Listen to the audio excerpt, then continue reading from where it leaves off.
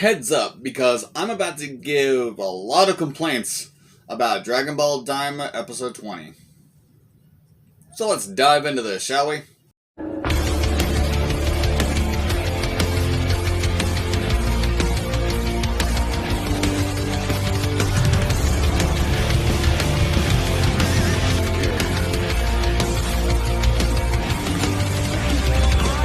Welcome back to the Shield Network. I am your host, Bad News Harris, and Dragon Ball Daima's final episode just dropped, called Maximum. And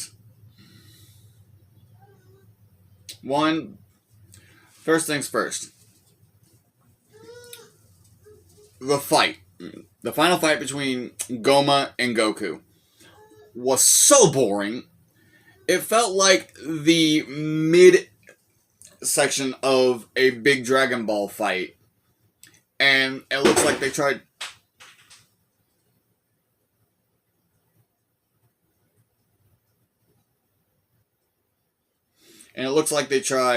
shoehorning the final Kamehameha wave in as a last-ditch effort. Which I get with how it ended, because it ended with Majin Buu just randomly having the ability, ends up behind Goma's head and goes bop, bop, bop to get the eye out of Goma's head. Which, it's funny, I'll admit, but it's irritating as piss, because none of our main cast got the win. Which, I'm okay with Goku not getting a win. Goku rarely gets wins in the first place. But it's the fact that the fight immediately stopped after that. The eye, though so fucking powerful, squished by a foot. That's it. How are you going to be able to feed power to your hosts so easily for so long with so much of it, and yet you can't withstand a foot stepping on you?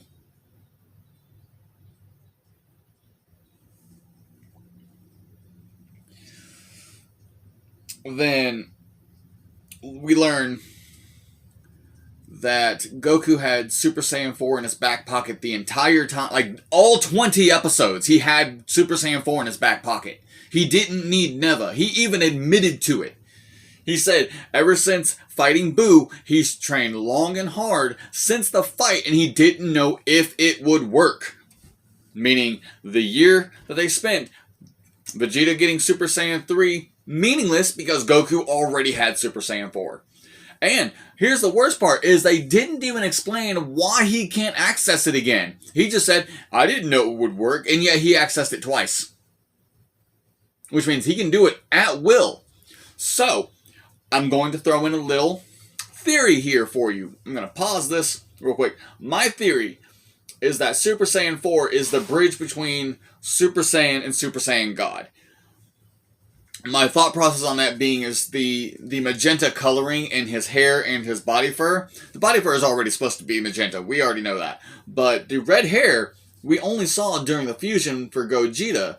Meaning with Super Saiyan 4 Goku alone having the red hair and not black, I feel like that's the bridge between deity power and mortal power.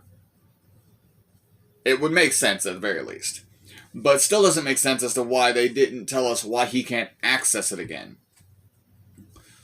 I mean, they could have just made it to where it was caused by... It's red, so it could have been caused by the atmosphere of the demon world, meaning Goku can't access it outside of the demon world. It would have made perfect sense. Or, how about this? The fact that Goku transformed twice, regrew his tail, and it fucking disappeared.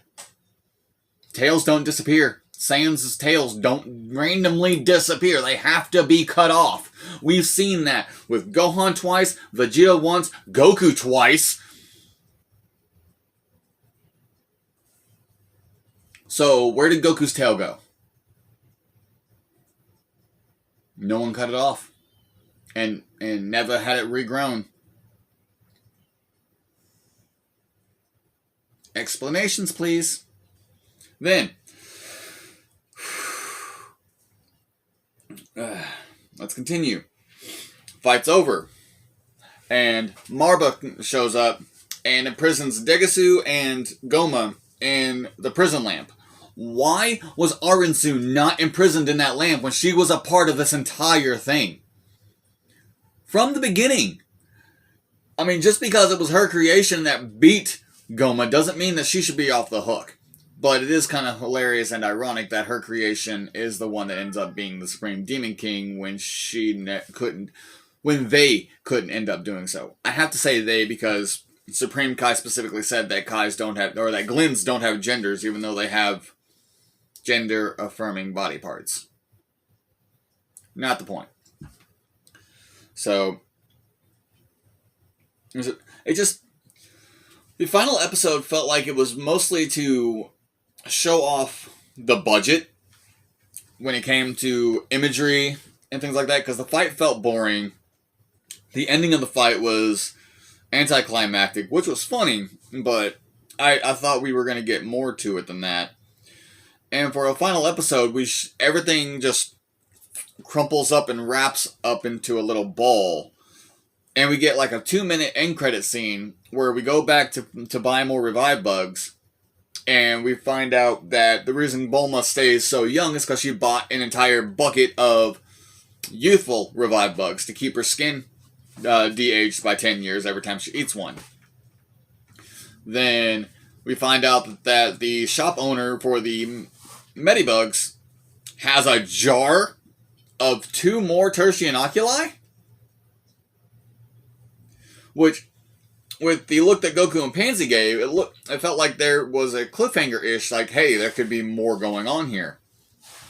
But no, it ended right after that. No more explanations about Super Saiyan 4. No explanations about Super Saiyan 3 Vegeta, except for it being Ultra Vegeta 1, giving us hints at Ultra Ego Vegeta later on.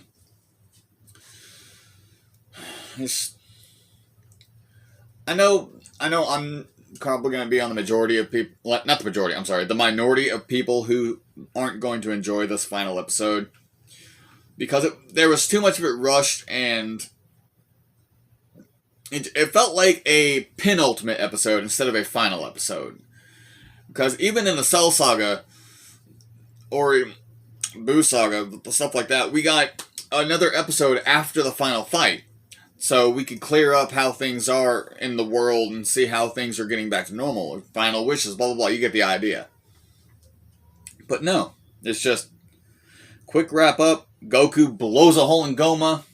Goma gets stronger again. Like the first 15 goddamn minutes of the episode. Dew coming out of nowhere. Fight's over. And then the wrap up.